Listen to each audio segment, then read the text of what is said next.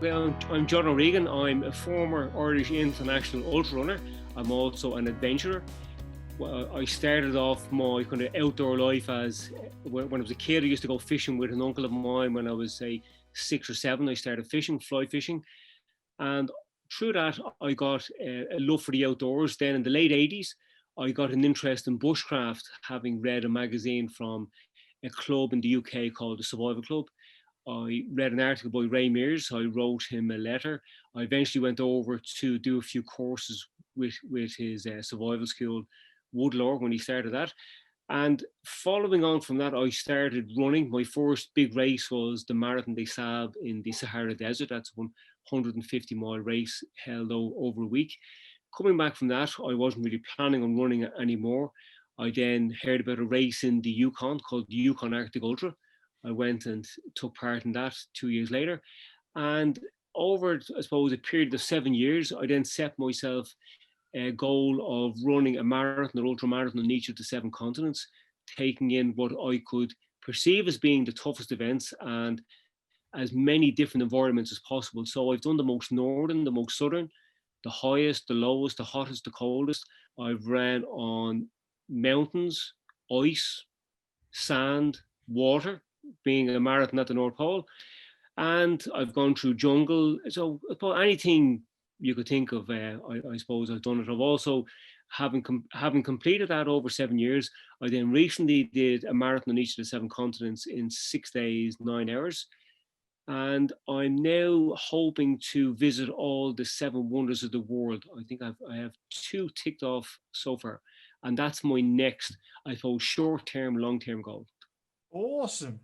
And so, John, some people go for a run, some people go running, and then some people choose ultra running. Like, how did that come about from you? I mean, yeah, how did you get into this running thing? Well, I had no interest in running. Running wasn't something I ever had plans to do, and I had more of an interest in the outdoors and adventure. And having been away with Ray Mears a couple of times, and the last time I actually met him was during an Arctic survival course. And when we come back from that, I remember, in the airport, he said, "I'd like to get, a postcard from you from some exotic location sometime." And I thought that kind of stuck in my mind. And I was waiting on a bus one day, and I went into a bookshop. I seen a book called Survival of the Fittest by Dr. Mike Stroud. And the reason I picked up that book then was because Ranulph Fiennes was mentioned in it. Like he was on the cover as well. And he, with Ranulph Fiennes and Mike Stroud, had done the longest unsupported trek across Antarctica. So I picked up a copy of that book, and in the book I read about a race in the Sahara Desert called the Marathon des Sables, which I had seen on Eurosport. And the way he described it, I suppose really caught my interest. And I was thinking this might be an opportunity to kind of have you use some fitness along with my kind of outdoors and survival skills to actually take part in this and turn it into an adventure. And that's the only reason why I actually planned on doing that race. So I then started training. My first run was probably 3 to 5K. I found that quite a struggle during it. And then I set about trying to learn as much as I could about running and how to get myself ready to take part in this race. So it really came from, I suppose, my outdoor life. Running itself wasn't an interest, it was the adventure. And so many people out there are just about, or who are listening to this, it's probably early 2021 by the time people are listening to this. They've gone and set themselves some fancy goals for this year. Those New Year's resolutions: get fit, run a half marathon, run a marathon, so on and so forth.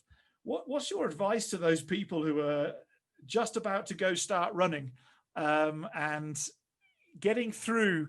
In my experience, when you start running, there's sort of, you can keep yourself motivated for the first few weeks, and then you start to go, oh, I'll just have tomorrow off, it won't matter that much, and I'll just have the next day off, and slowly your running goal just disappears. How do you keep doing it? Well, you're right. Taking tomorrow off doesn't matter much. Taking the next day off doesn't matter much. But if you have a reason to do what you're doing, then it does matter. So you have to have purpose. So I picked a race that I wanted, an event that I wanted to do. It was a race, but to me, it wasn't a race, it was an adventure. I wasn't going there to be a competitor. I was going there to experience it. So if you want to take up running, first of all, I'd say go out and try it first of all to see if you do actually enjoy it. There's no point in saying, I'm going to eat a shark before you know that you actually like the taste of fish. Mm. So I'd say go out, try it first of all. And then if you do think you like it, that it is for you, maybe pick some event.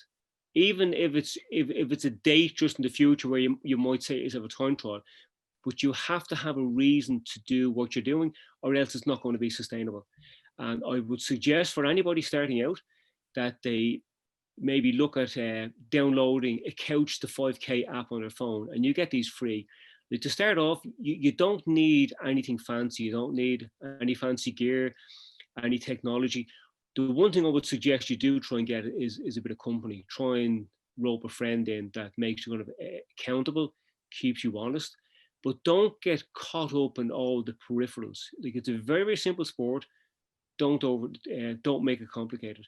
And if you download this app, in the beginning, what happens is your fitness improves quite quickly. So no matter how unfit you are, once you start getting active, your body will adapt to that. Your heart, lungs, they will all improve quite quickly.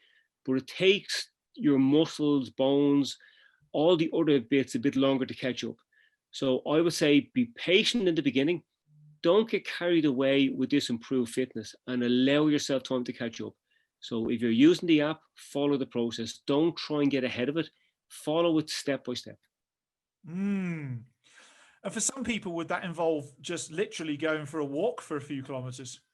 That's it. Just get yourself moving. And I would say the walk you do must be a definite walk. It's not like walking around the shops where you're stopping and starting and you're distracted.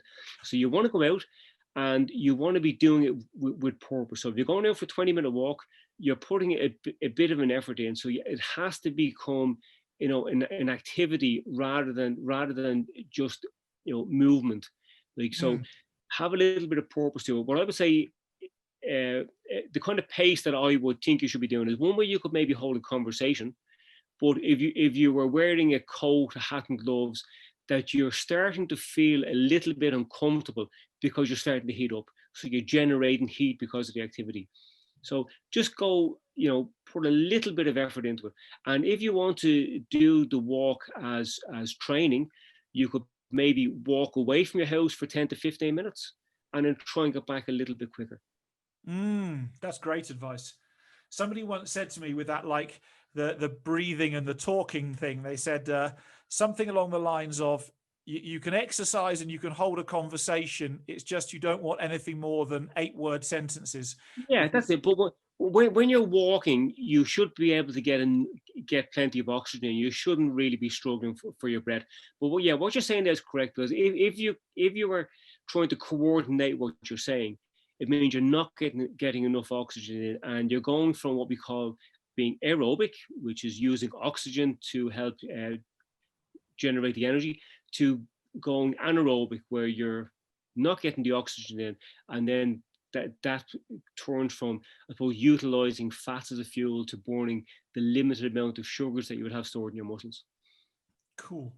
So how was that journey from the day of hearing about the Marathon des Sables for not the first time, but seeing it in that context, through to a few years later going and, being on the start line with your shoes tied up and ready to go? How was that process from those 2 points? Well, it was a very, very strange one, because it took me 2 years to get to the start line. Like, back then, the races weren't as popular. Like, now there's a waiting list of a couple of years. But I made inquiries about this race in, I think, April or May of 2001. And I could have been running in 2002. But again, I didn't know running was for me. So before I actually signed up, I went and did my local marathon, the Dublin Marathon, in October of that year. And it was after I finished that marathon and I knew, okay, I can run a marathon. I couldn't run back in April. Well, I couldn't cover any decent distance. Now I know I can do it. Now I know the training works. And if you train and you follow a process, you will get a result. So then I signed up for it. So everything I did, because I wasn't a runner and I was starting from zero, everything I did was leading up towards this race. through the training, nutrition, the kit selection, everything was towards this race. So it was almost like I was at the top of a funnel, and gradually I was coming down to the neck of it, and the neck of it was at the start line. And then 2 years got me to this start line, and the race was only going to be 1 week. Then when the week was over, when I got to the finish line, it was a feeling of what now? What do I do next? And I just felt like I had nothing else. I didn't plan for what was to be the next step. And I was just thinking at that time, is that it? And I came home, didn't really want to talk about it. I call it the post-race blues now. And I more or less gave up training. Just, I didn't, I suppose, realize what I had done. It was gone. And I suppose in some way it was like losing a pet. It was kind of an emptiness there. And I just didn't know what to do next because I didn't have something to focus on. So is that something that you wish you'd had in your mind before you went across the start line, is when I finish this, the next thing I'm going to do is whatever? Well, I could say yes and no, because we say, okay, in hindsight, I could have done this, but life isn't lived in hindsight, especially as an adventurer. You've got to be looking forward. And then it's when you can look back over the experience. That's when you learn. So I was able to apply it then to future events. Now, another thing is, if you have something beyond the finish line that is distracting you, if there are times when you're feeling down or feeling bad, it's almost giving you kind of a get out of jail free card. It's giving you a way to stop, because well, hang on, I can save myself for something else. If I don't finish this, there's still something else to look forward to. But this was all I had. So now what I do is I have a goal. But what I say is there's no net at the back of the goal. I'm going through it and on to the next. So I have provisional plans, but I don't tell anybody else about what I'm doing until after I've finished the first one. Because in the beginning, it went from no one really believing I was going to achieve, what I had set out to do. And the same myself, because there weren't many those Irish people who had done it back then. Now it's a different story now. But I didn't know I was going to finish it, and nobody really had that belief in me either. And it got to the point where with future events, it was a case of, well, what are you doing next? So that kind of mystery went out of it. But now I always kind of look beyond the finish line, as I would say. That's cool. So during the Marathon des Sables, something in that race must have hooked you for you to go and actually take the step to go and do a second ultra race of some sort. What was it? Yeah. Well, I suppose when I was out at night time, and I just know there is a kind of a safety net there as well. So I wasn't in a complete wilderness, because there were plenty of people around. There were support crews. They had rescue helicopters. So it is kind of a safe environment. But it was nice being in the desert at nighttime, feeling like you were alone, even though there were people there.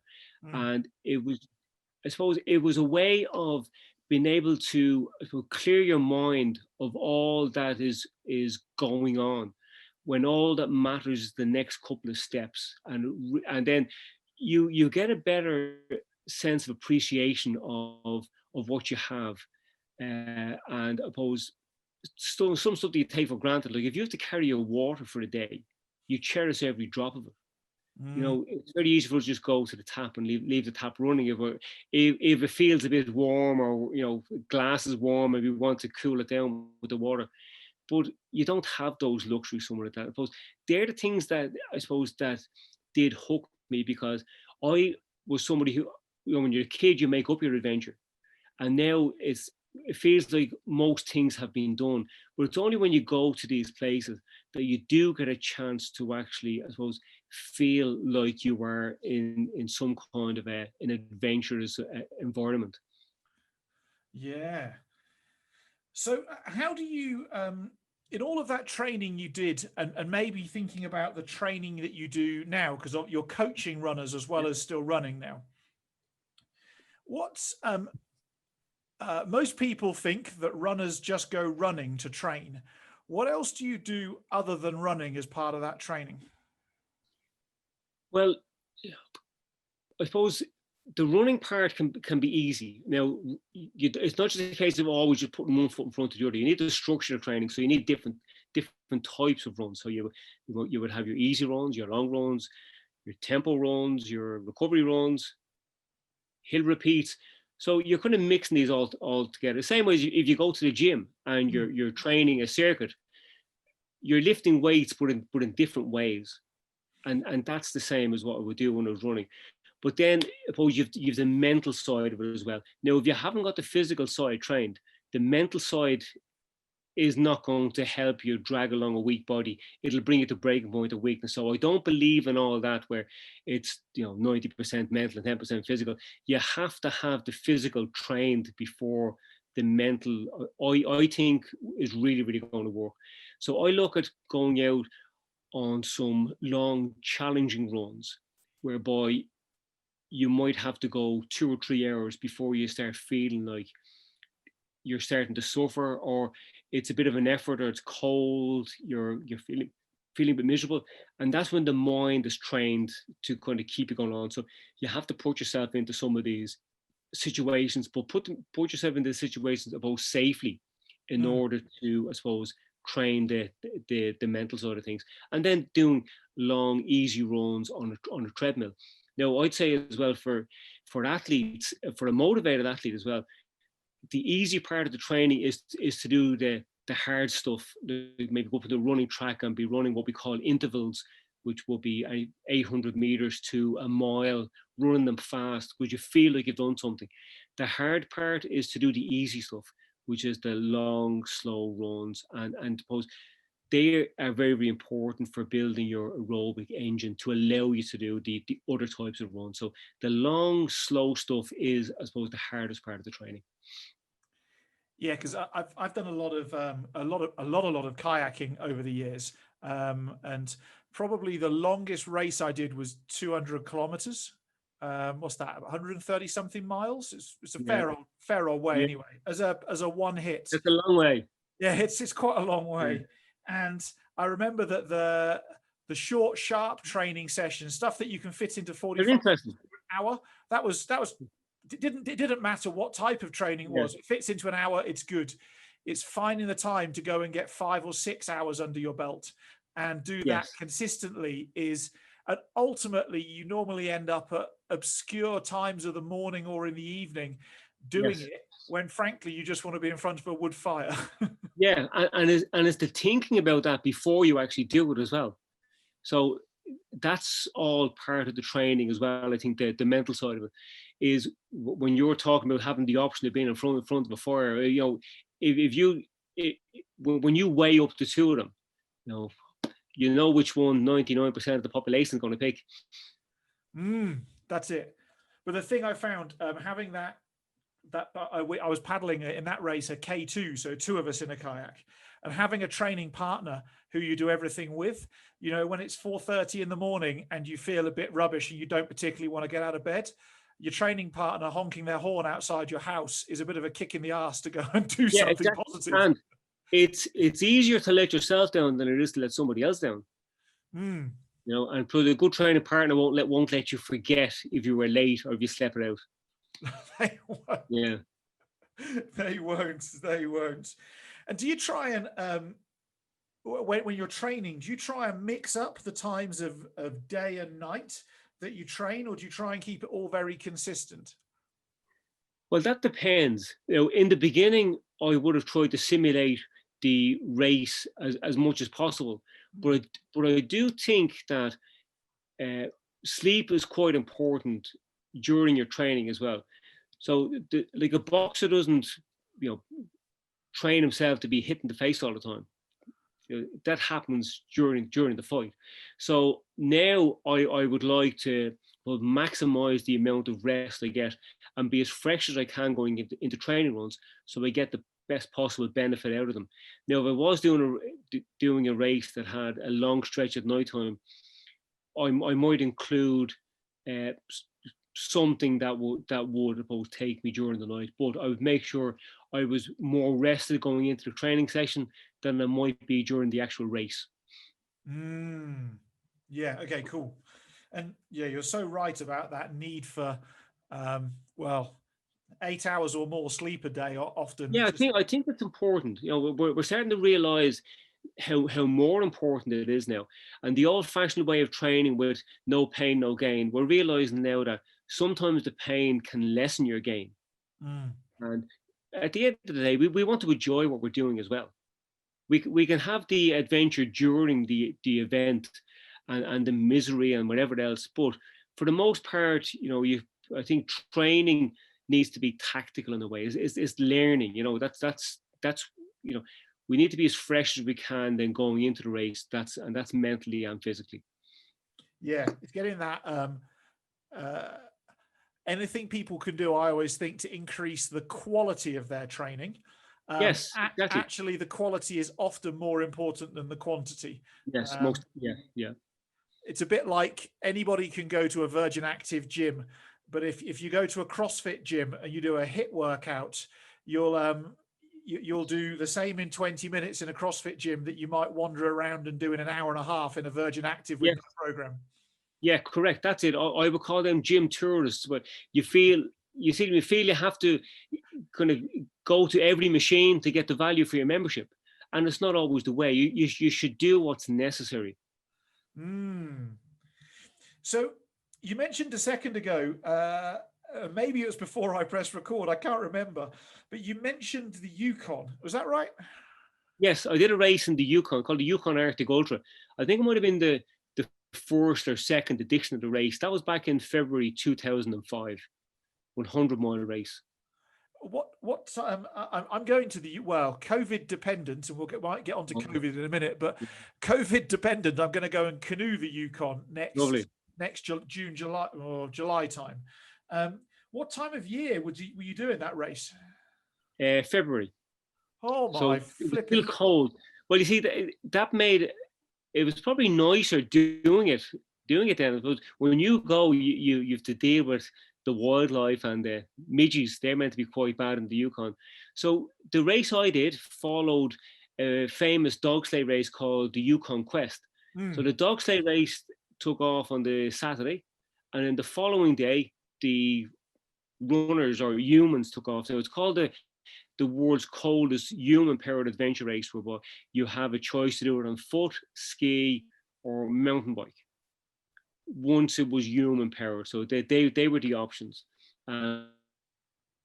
From Whitehorse to a town called Braeburn, and then there was a longer race which went on for 300 miles that went towards Dawson City.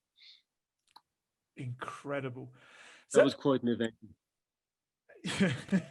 how much cold training did you manage to get in beforehand? Because I'd imagine the Yukon Well, in not a lot. February, it's like minus 30, minus 40 degrees. Yeah, but see, with the cold training or warm training, you don't need a lot of time. Like if you were training in the cold and you had maybe a 2 week break before the actual race, you're going to lose the acclimatization. So it takes about 5 to 10 days to actually start acclimatizing to the conditions. So we just went over and we arrived early. Like the previous year, I had done a race at the North Pole. So I was staying in a town called Svalbard on the island of Mm, Spitsbergen, and had a few days there, and that was sufficient time to actually acclimatise. As I found out, now the North Pole was extremely cold, but during the time in Spitsbergen, I was able to walk around in a t-shirt soon enough after doing a bit of training. But then when I went to the Yukon, just spent as much time before the race actually walking around and being in the cold rather than trying to stay indoors all the time. We went out making snowmen, having snowball fights,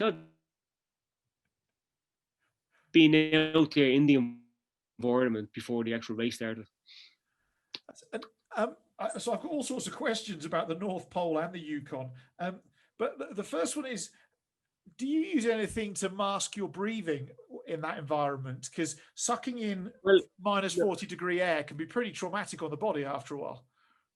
well, it's not as bad as you would think it is. We wore a balaclava, and with the balaclava, you cut the mouth out because you have to allow your breath to escape. If you have a closed balaclava, your breath will, because it's warm coming out of your body, and when it hits that, it gets cold, so then it will freeze. And then as you're breathing on it, it's frozen and then it will melt. So you have ice forming and ice melting. So then you have this kind of a dampness around the mouth area, and that can then stick to any hairs you might have on your face, and that causes problems. But on your face, it's not a big issue. I have had frostbite on my nose during I think I spent 2 weeks in training in Norway there one year, and I got frostbite on my nose, but it clears up fairly quickly. So your face, I wasn't too worried about. But the breathing, I haven't had a problem with that. Like I've ran at the North Pole, I've ran in Antarctica twice, Yukon. I spent 2-3 days racing, and I have been as far as minus 40, and I haven't felt any real problems with my face. The biggest issue I had was in Norway, and that was after coming down off the mountains and went into a valley. I was on a road in the valley, and I got some. Well, it's actually called frostnip when it's on your face, because there's always a supply of blood in the facial area. So once you cover yourself up, then it'll heal quite quickly. How do you manage your clothing when you're running when it's that cold? Okay, well, there's a trick in that when you have to be comfortably warm when you're inactive. So when you're just walking around, that's when you're wearing your heavy down gear, down gloves, jacket, you have a hat on, and the jacket would have a hood on it, which creates a microclimate around your head, because you have to protect your neck. When it gets cold, you have what's called Vaso Constriction, where your veins constrict to pull the warm blood up into the core. So it's making sure the core stays warm.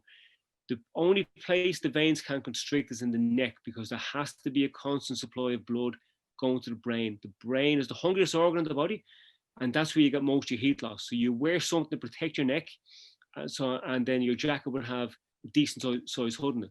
So you're comfortably warm when you're inactive. Then when you're active, you have to be comfortably cold. So you would strip off to a point where you have to be active to start generating heat to keep yourself warm. So before the race would start, you will be wearing your down jacket, you have your racing gear on underneath. You're told the race is starting in 2-3 minutes. The down jacket comes off, and underneath you have your base layer on with next to your skin, and then you might have a light fleece on, something like what I'm wearing now. And then you would have like a windproof layer over that, and that's sufficient. That's 3 layers, allowing for any moisture to move away from your body. It comes out through the fleece, so it's not going to go back in. And the same on your legs, you have a base layer. Actually, on my legs, I would wear the base layer, some kind of smart wool shorts, maybe like an underwear type thing, just as some extra protection. And then a light windproof pair of trousers. Woolen socks, I always go with smart wool, and then a pair of trail shoes. And then on your hands, I would wear down mitts, because mitts are very, very easy to take off and very easy to put back on. And when you start to heat up, the first thing you do is you might remove your hat in the same way as you take the lid off a thermos flask, or you would remove your gloves, because when you heat up, the warm blood goes to the extremities to cool down. That being, your feet, or your hands, or your head. So you can't take your shoes off. So you take your gloves off. You take your gloves off. When you feel yourself getting cold again, you put the gloves back on. So there's a little trick that we do with your hands, that you get your thumb and your little finger and you rub them together. That's the okay, I'm okay. And if you can't feel the two of them together, you have to put your gloves back on. And okay. Mitts are really, really easy to replace. If you're trying to put gloves on, if there's any bit of clamminess on your hand, you will find it hard to get the fingers back in where they should be going. So mitts are the best of the lot in those kind of conditions. Now, did I go off on a tangent, or does that answer it?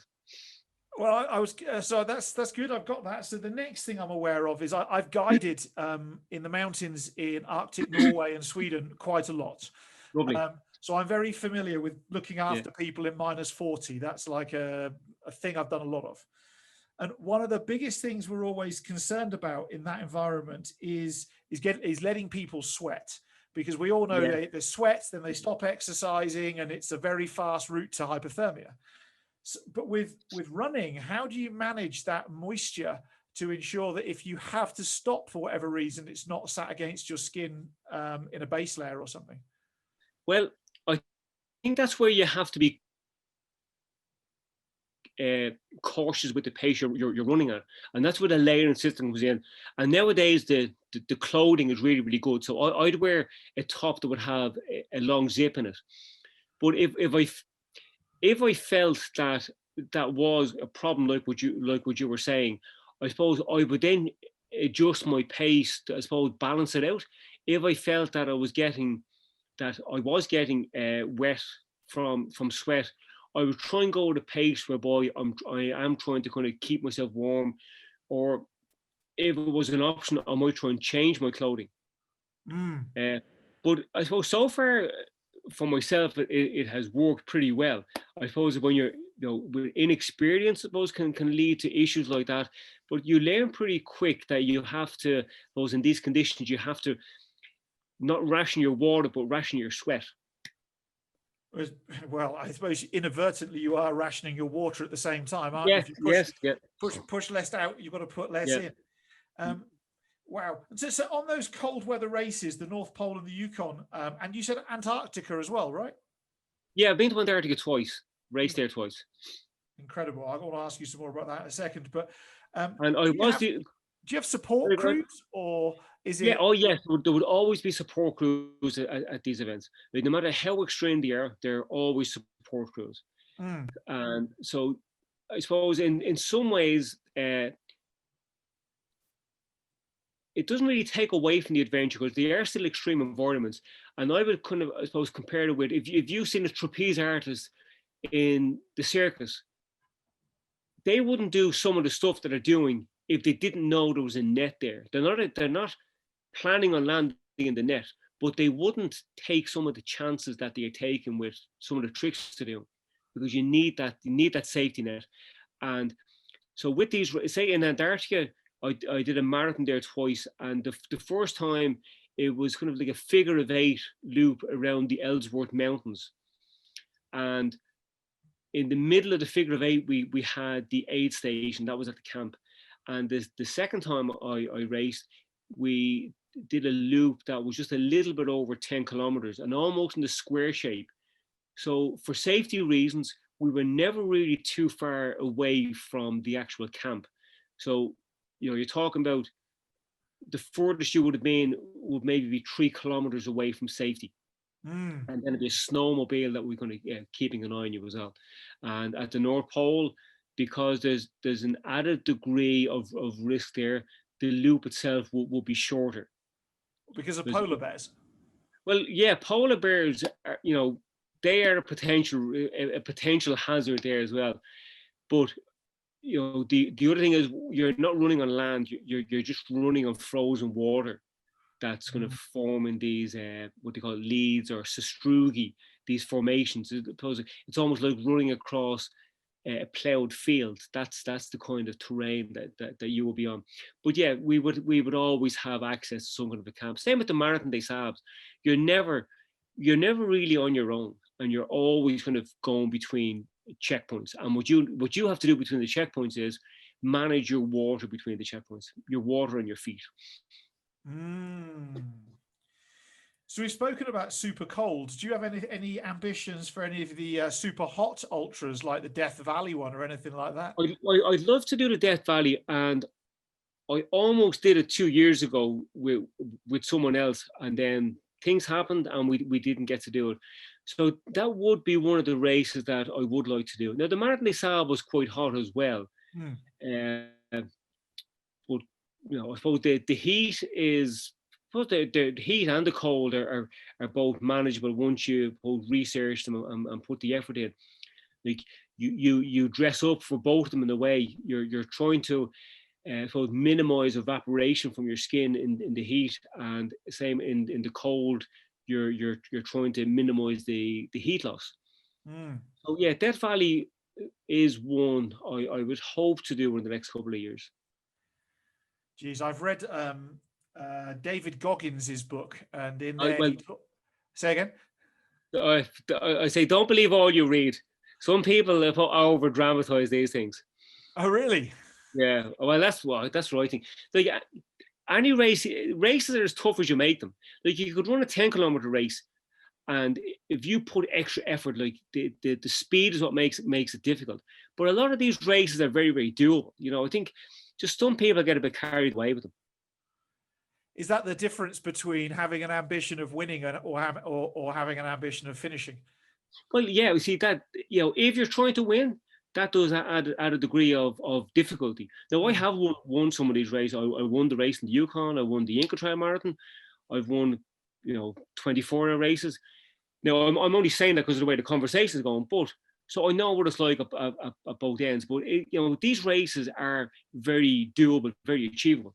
So I would like to say, if anybody's listening in and they're fascinated by a race like the Marathon des Sables, says, don't think you can't do it. If you're able to run a marathon, this just takes a little bit of extra preparation, and I suppose doing a bit of research so you know the environment that you're going into, so you're not going to get a surprise when you get there. Like, if you don't like getting sand in your shoes, it's not the place for you to go. If you don't like being cold, you don't want to go to the Yukon. So once you know these things, like these events are very, very doable, and it is nice being out there, in these kind of environments, like what you were saying about kayaking along the Yukon River. Like, you could look at that on a National Geographic program on the television, but nothing compares you for actually being out there and sitting on a kayak on the river. Like, it's just no. You have to experience these things. It's special. My accountant has run the Comrades race here in South Africa. Yeah. I think 12 times now. Kenneth, if you're watching, hi. You have to do it in under 12 hours. Otherwise, they just cut you at that point in time. You're done. And I once said to him, what's the ambition? He said 30 seconds faster than last year. I said, what was last year? He said 11 hours, 48 minutes. Right. Super. Because he said it's very possible for anybody to do. You just have to go knowing. And I think I found this with long distance kayak racing as well, is you almost, before the start line, you almost need to know what your finish time is going to be based upon how fit you are, how strong you are, how your head is, so on and so forth, and then run your race or paddle your race. That's a very important point that you just said there, because that allows you to ration out what you have. A lot of people start off too fast or too hard, and then they end up paying the price very, very soon after that. So it's all about going at your own, I suppose, cruising speed, and knowing that you have enough to get you to the finish line. And that's it. You ration out what you have. Yeah, I've coached a lot of kayakers. I've been to Olympics with a couple, actually, and I always say that you need to have like the Rock, Dwayne Johnson, the Rock, the movie star. You need to have his sort of physique and workout ethic, because that guy pushes it. But you almost need to have the brain of a nuclear physicist, monitoring your time, monitoring your pace, knowing are you too fast, too slow at this point in time, so on and so forth, because nobody else is going to do that for you. No, exactly. And just what you said there a bit about that, like monitoring your pace now, like, it's very important that you do have a good head on you. That's where you need to be rested and trained at that. Because if you lose concentration with one of these races, you might end up going too fast, or no. It seldom happens that you would end up going too slow. But if you end up going too fast, that's it. You're going to burn that energy too soon. So being aware of your surroundings and what you're actually doing, very, very important. So I think having a good head on you, and I suppose a lot of that comes with experience as well. So don't be, I suppose, if you want to try something like this, don't fear failure. Once you fail forward, you learn something from it that you can actually bring to the next event with you. It's interesting. I've often said to people, when the gun goes on the start line, it doesn't matter what everybody else does. You just stick to your plan. If some people are going fast, let them. If they're going slow, let them. Whatever you should be doing for you, ignore everybody else and do your thing. That's very hard. Yeah. It's easier said than done, but it's very effective. Yes, easier said than done is right. So before we hit record, we mentioned a book that you haven't read yet, but a book that I have, which is Born to Run. And in that book, they talk about barefoot running. They talk about wild parties before running massive ultra marathons. They talk, and so they kind of drink loads of their local indigenous beer, and then off they go running the following few days. I know you haven't read the book, but what are some of your thoughts on sort of the barefoot running fad, and how do they manage those distances after drinking beer all night? Well, I say that's them, and that's how they live their life. That's what they've always done. That's that particular tribe, the Tarahumara. But with the barefoot, fad here, it's not something that I've ever, tried or got involved in. But I don't think our environment is suitable for a barefoot runner. We're ever about somebody trying a bit on grass, but going running on concrete in your bare feet, we're not designed for that. And I think we've evolved too far away from being on our bare feet and into shoes to try and just slot back into that way within a couple of weeks or a couple of months. So it's not for me. And I've seen a lot of people getting injured. There's probably lots of stories of people who've been successful, but you also hear stories of gamblers winning lots of money. You don't hear as much about gamblers losing lots of money. People will tell you when they're successful, but they won't come along and tell you when they've been injured. But no, it's not for me. I don't think barefoot running is well, look, I'm not going to knock it, but it's not for me. If somebody out there is doing it and suits them, well, good luck. I think I played with it a few years ago. Well, actually, when I read the book, and bought a pair of those Vibram 5-finger shoes. And I have to admit, I was living in the UK at that point in time, and I was doing some running in the winter, and I did feel like Bambi on ice on quite a few occasions, because those things, I was all over the show. They were very popular when the book came out, but we don't see them as often now. That's it. Yeah, people are still running, but they've put those 5-finger shoes off to one side. Yes, I think so. In fact, I think I've still got my pair here somewhere. I just haven't worn them for about 10 years. I can smell them. Yeah, that's it. So if anybody wants a free pair of Vibram 5-fingers that are UK size 10 and are probably very smelly, you're more than welcome to them. I'll DHL them to you. So as you're doing all of this preparation, what are you doing nutritionally for yourself? Well, again, as you mentioned, I don't follow any fancy diet. I would eat what I would see as being a fairly normal, it might not be the most balanced, but I think a fairly normal diet. I eat my meat and 2 or 3 veg most days. I see a lot of people, advertise themselves as being plant-based. Well, I suppose I'd be plant-based as well, but I also eat meat. So most of what I eat would be fruit and veg, but there's meat included. And for the most part, I would say that I would eat a fairly good diet. And when I finish training, depending on what I've done, I might change around what I eat as my kind of post-training recovery meal. So if I've done something that I would think will be mainly strength-based, like if I was being out running in the hills all day or in the gym, I would increase my protein intake. So the first thing I would have then would be maybe an omelette or a couple of eggs with whatever I was eating, or with a chicken with pasta. If I was doing something that was high intensity, I'd be more focused on kind of a carbohydrate-based meal, and that will be, again, maybe pasta, or I don't know. I don't think about it too much. Good. I'm loving this so far, because your whole ethos to this is keep it simple. Like that's what I'm keep it simple. Away. Yeah, I'm not overly thinking about it. When I go to the supermarket, if I see fruit and veg on special, sometimes that's what I get. So I'm like a hunter-gatherer, and I will pick something that I mightn't have eaten before, and I'll make something with that. So my plate will vary. I don't eat the same thing every day, and if I see some kind of an exotic fruit on special offer, I might get a pineapple if they were going cheap. Not that I'm being cheap, but just that might actually attract me to it.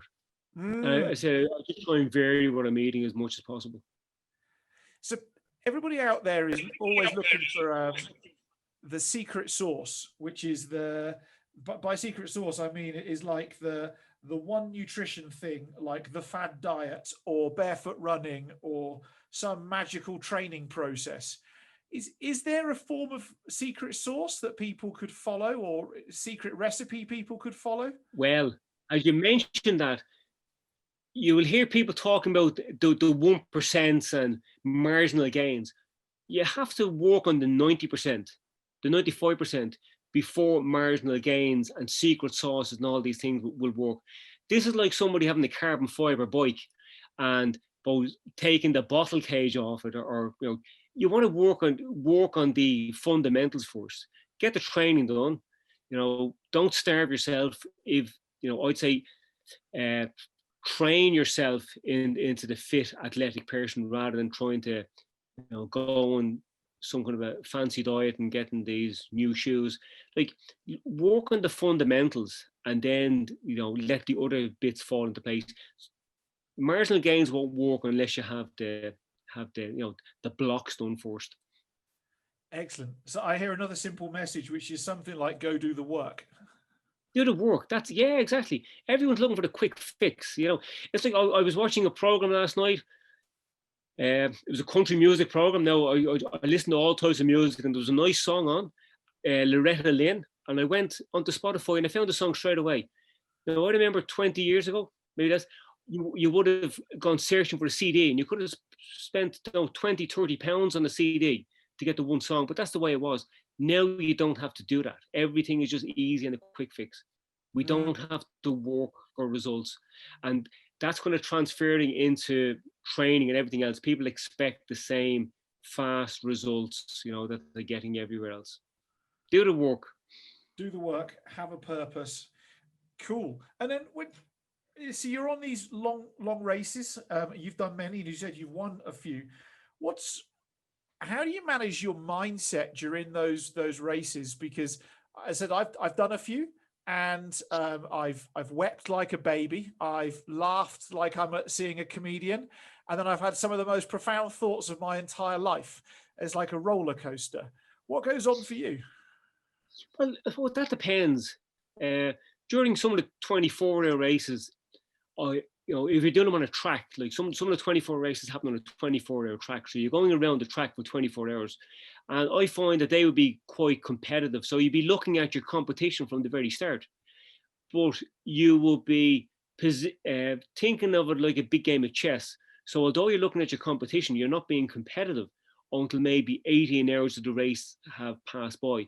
So you're always keeping an eye on who's in front of you, and more importantly, I would say, who's behind you. They're the ones. It's easy to watch who's in front, and you kind of forget about who's behind. And that's what I would do. I'd be kind of keeping an eye on that, watching my pacing, keeping, I suppose, a handle on my nutrition, my hydration, and so but that will be keeping me going. If I was doing a point-to-point race like in the Yukon, again, I wouldn't be overly caught up in race position or who's in front of me, who's behind me, because as you said earlier, you got to know at the start what you can do, and your own limitations. So if you're surpassing your own limitations at the start of the race, you're not going to go anywhere. And yeah, I then break it down into manageable chunks. If it was a 100-mile race, I would look at maybe completing the marathon distance first of all. And to me, the marathon distance of a 100-mile race would be halfway to halfway itself being, the 50-mile.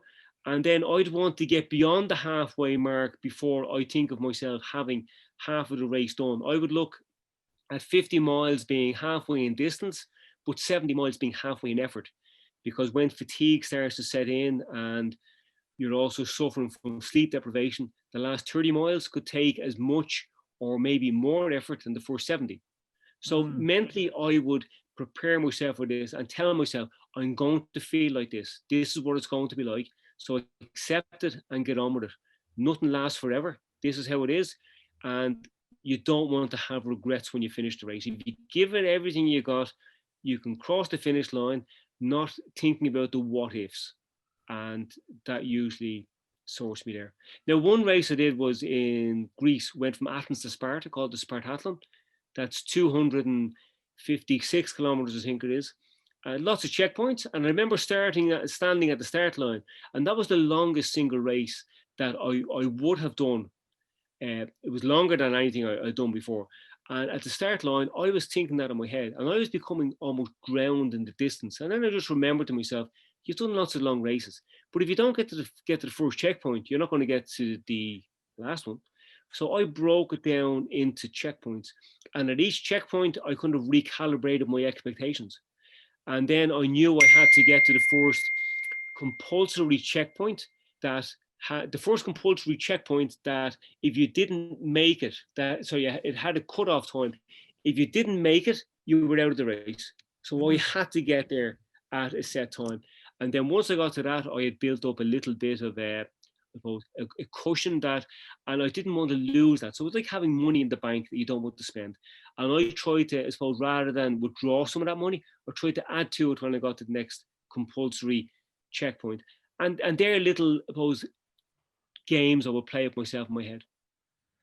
Where did you learn to stay that composed in such a physically demanding thing? Because like 200 kilometers into 250 kilometers, your body and brain is starting to go to places it's not used to going to. How did you learn to stay that composed? Well, I suppose if I take a big step back, my sport, it was martial arts. So I trained in martial arts from the age of 7 until I was 30. So I trained in many different martial arts. And from the age of 18 up until I was 31, I did a martial art called ninjutsu. I achieved a second Dan black belt in that. And I suppose through my martial arts training, I think that would have honed the mental side of things. And I would have also done some security training. I trained as a close protection officer, which would be modern day bodyguard. And that, I suppose, there's all these little things that would have, I suppose, come together to give the finished product. Yeah, that's so where in your past did you learn the thing most people will talk about big, hairy, audacious goals, and they'll say one day I will and never go and do it. Where in your past did I'm going to go and say I'm going to do the Marathon des Sables and I'm going to commit to it? Where did you learn or get that ability to separate yourself from everybody else who just will say it's one day as opposed to in 2 years' time? Well, when I was growing up as a kid, I wasn't good at any sports. I grew up in inner city Dublin, in council flats, and I had an uncle who used to bring me off fishing at the weekend, and through him, I suppose, we would have come a very poor part of the city. I learned to improvise. When we were staying in the caravan the weekend, I would have spent some time making shelters, sleeping out in the woods, and just little things like that. And then I got a catalogue from a shop in London's Euston Station called the Survival Shop, which was back in 1988. And I joined the Survival Club, which was £10 a year. And Ray Mears, guy who some of your listeners might be familiar with, he had an article in it. And I wrote him a letter. I went off, did a training course with him, and I went to visit him quite a few times when he opened up his bushcraft skill. Did an Arctic survival course with him back in the early 90s. And on the way back from that, he said to me, I'd like to get a postcard from you from some exotic location at some stage.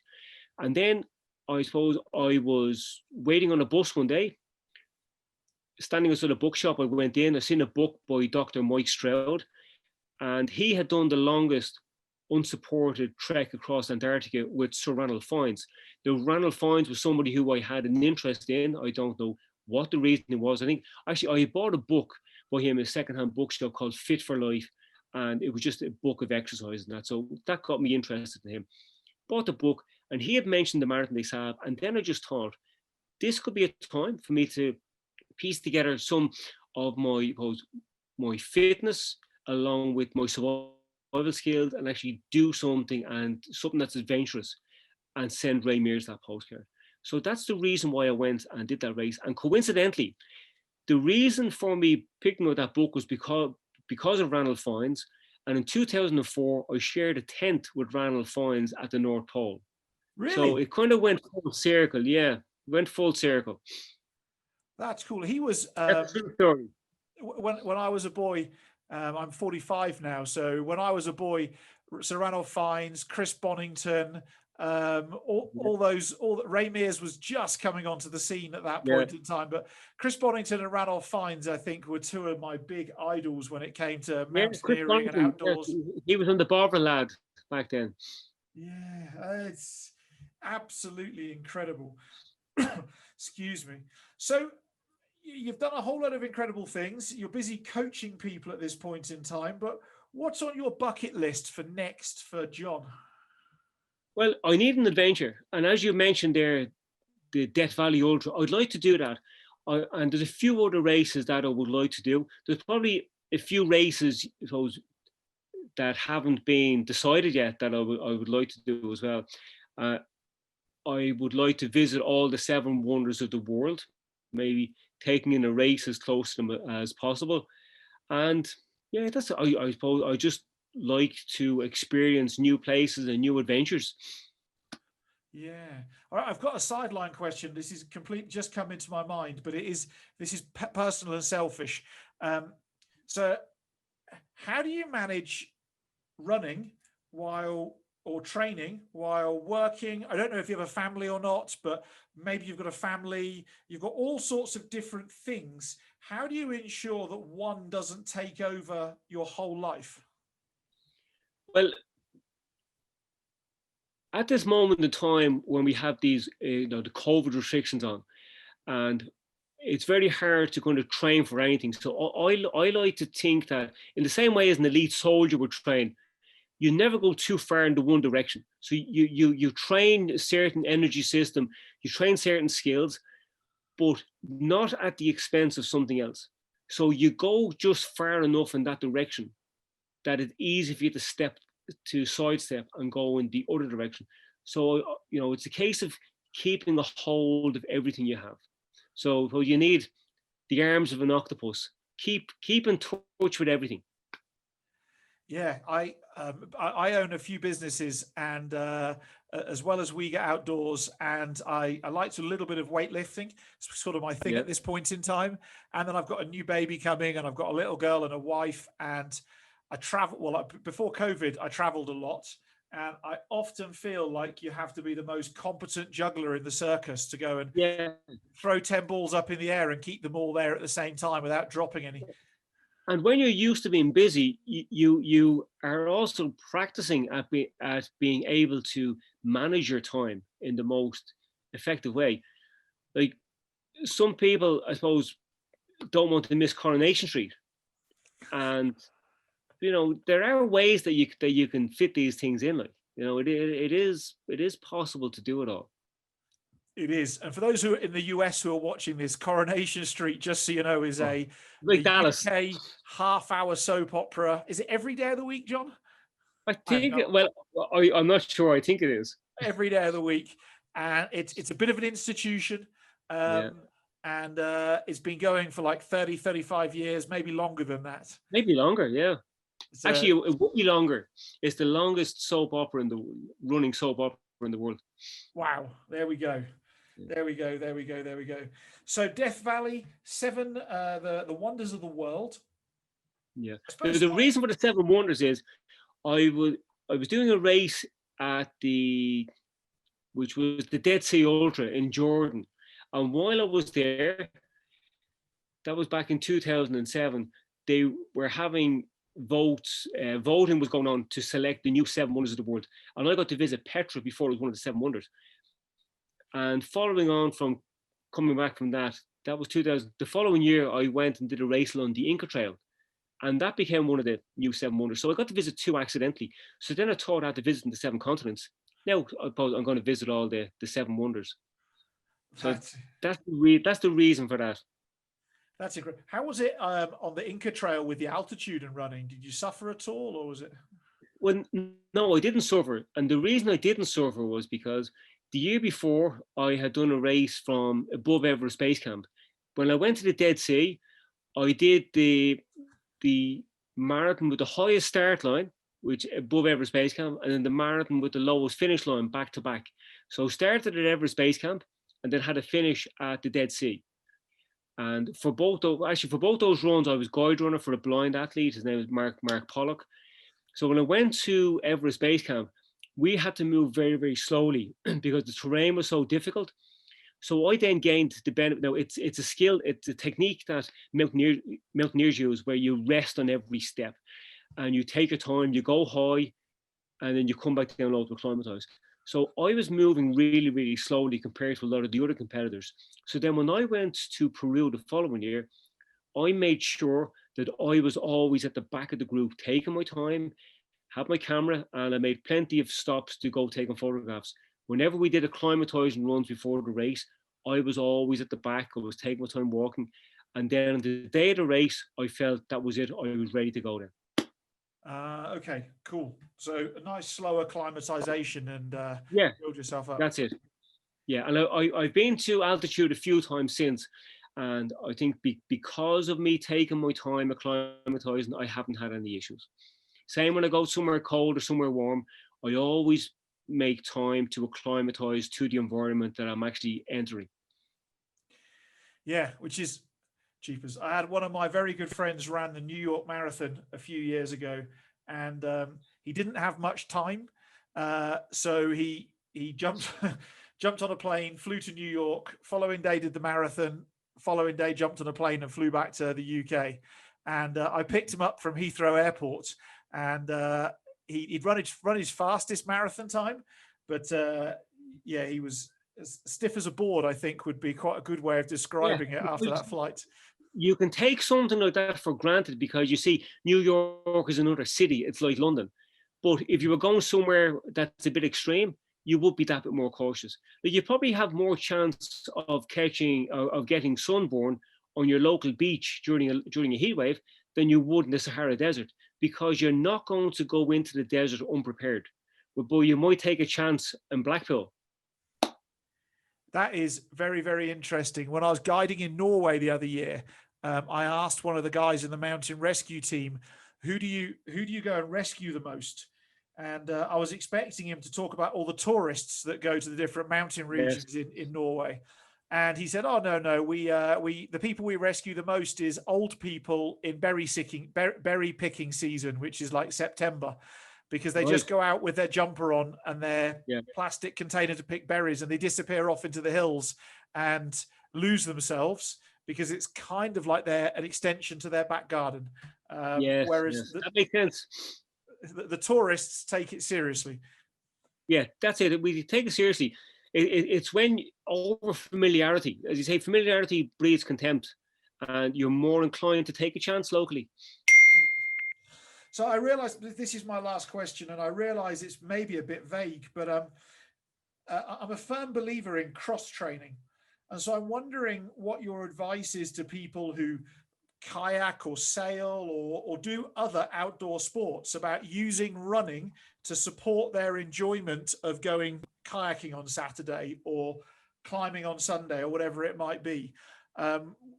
What advice would you have for those people? Yeah, I would agree with that. And I would say, look at the running as being something to help you with your own sport, like you said, cross training, rather than running for running as a sport. So obviously, so don't torture yourself doing it. Like for the kayaker, I suppose the running would be good to help build that kind of aerobic engine, that kind of aerobic capacity. But you wouldn't want to be doing too much where you kind of lose the specificity of your own sport. You always have to kind of keep the specifics there. So it has to be, it's kind of supplementary to your own training. Did you watch The Last Dance on Netflix by any chance about Michael Jordan? I didn't know. No, well, Michael Jordan, the basketball player, and said like one of the best basketball players in the world. He then gave up basketball. He went playing baseball, but he was no good at baseball because he was a basketball player. But he stuck with it. Then he became very good at baseball because he started training specifically for baseball. Then when he went back to basketball, he was no good at basketball because he was a baseball player. So it's whatever your specifics are, that's what you're going to adapt to. So I suppose for the kayaker, if you spend too much time out of the boat and training in more of an upright position, would you start to suffer from maybe back problems when you're getting back into a seated position for so long. So they're the things I will be, I suppose, looking at, that you always want to keep in touch with your main sport.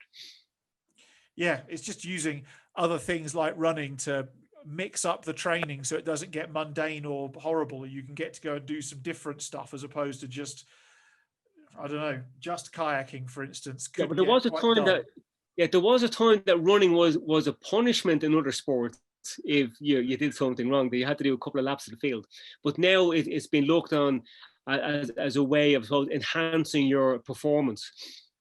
One of the ways I earn money is as a high performance coach in very competitive sporting environments, and I'm currently working with some very high end rugby players.